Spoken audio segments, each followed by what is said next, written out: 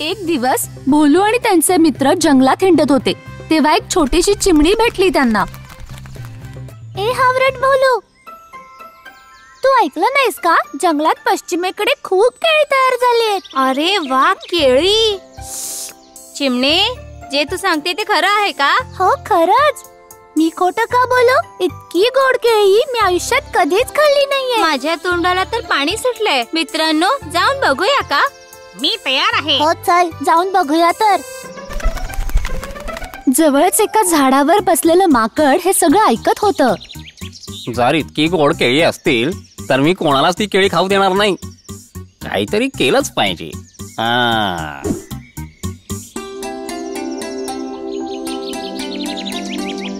अरे जिंबो, हे तू काय करतोयस? त्या हत्तीला बेशुद्ध करण्यासाठी औषध आहे. किती मोठा हत्ती असला तरी याने बेशुद्ध होणार. अच्छा, तर मग तू ते याला का लावतोयस? अरे वेड्या, इथल्या केळ्यांबद्दल चिमणी त्या भोलूला सांगायला गेल्या. त्यामुळे तो हावरट इथे केळी खायला येतच असणार. तो बेशुद्ध झाला रे झाला की आपण त्या मिंटूला पकडू शकतो. हो ना? चांगली आयडिया. वाटलं नव्हतं तू इतका हुशार असशील. कोणी दिसत नाहीये.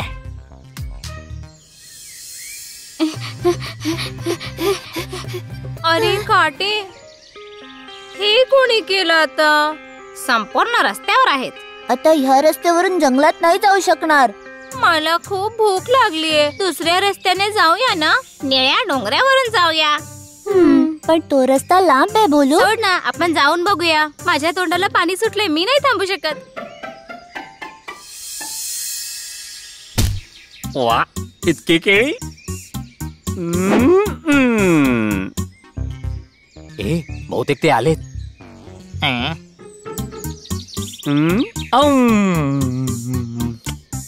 हे तर माकड आहे. हे इथे कुठून आलं? अरे हा तर आपली चाल बिघडवून लावेल. ए माकडा, बस झाला आता. ती केळी खाऊ नकोस. हा काय करतोय?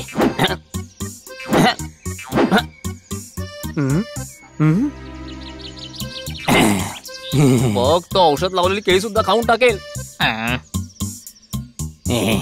अरे आमचा खेळ पिचकडेल. केळी खाऊ नकोस.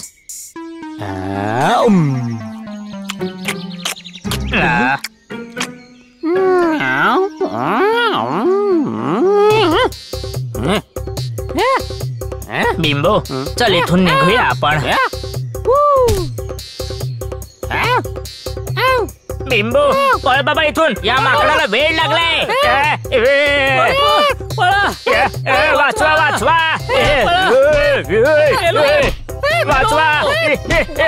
वाचवा वाचवा.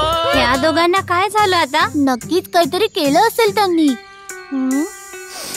हत्तीला बेशुद्ध करायचं औषध. काय आज या दोघांचं काही खरं नाही.